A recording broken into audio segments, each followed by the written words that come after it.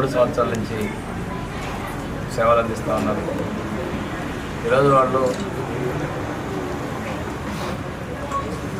పూర్తిగా పేదలకి ఎన్టీఆర్ వైద్య సేవ మరియు ఎంప్లాయీస్ హెల్త్ సర్వీసెస్ ద్వారా పూర్తి స్థాయిలో వారి సేవలు అందుబాటులో ఉంచాలని చెప్పేసి ఇప్పుడున్న 50 బెడ్లకు అదనంగా కొత్తగా ఇంకొక 50 బెడ్స్ని సామర్థ్యాన్ని పెంచుకుంటూ ఓడు రాజమ్మ హాస్పిటల్లో కంప్లీట్ క్యాత్ ల్యాబ్ మరియు ఆధునిక సౌకర్యాలు నూతన టెక్నాలజీని ఉపయోగించుకుంటూ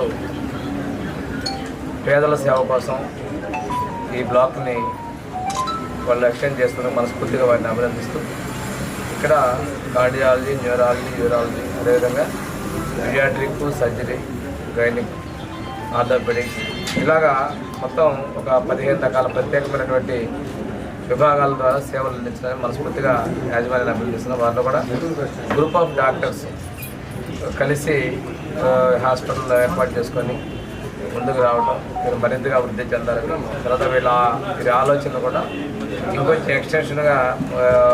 ఎక్స్టెండ్ చేసుకొని మరింత ఎక్కువ మందికి సేవలు అందించాలనేది వారి ఆలోచన.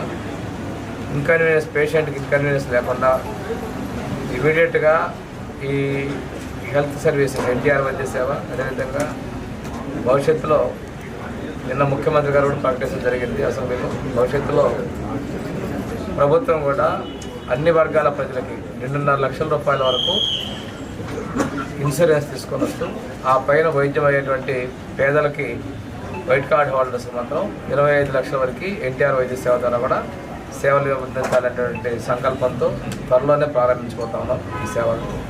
వారందరికీ కూడా ఈ హాస్పిటల్లో అవకాశాలు ఉంటాయి. ఇన్సూరెన్స్ మీరు కూడా ముందు చూపుగానే ఈ హాస్పిటల్ని ఎక్స్క్లూజివ్గా దీనికి ఎక్స్టెండ్ చేయడం మనస్ఫూర్తిగా అభినందిస్తూ వారు మరింత వృద్ధి చెందాలని కోరుకుంటూ సమర్థిస్తున్నారు.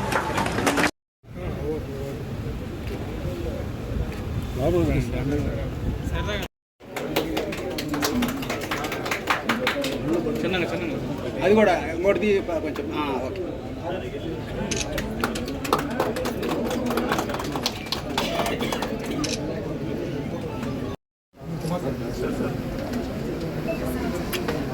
అన్నగారు చూడండి.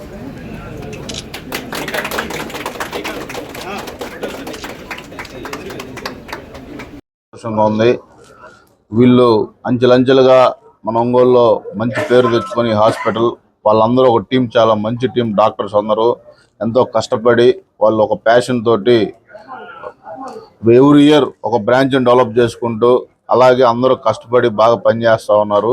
వాళ్ళకంతా మంచిగా జరగాలని ఈరోజు ఇంత మంచి కార్యక్రమానికి మమ్మల్ని ఆహ్వానించినందుకు తప్పకుండా భగవంతుడు అందులో ఈరోజు శివరాత్రి పర్వదినాన ఒక మంచి కార్యక్రమం కూడా రావడానికి కూడా చాలా సంతోషంగా ఉంది.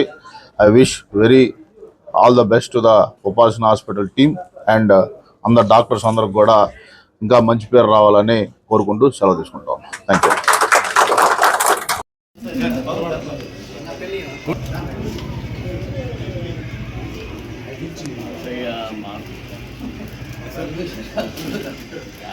దాంట్లో సెకండ్ థాట్స్ ఉండవు కదా.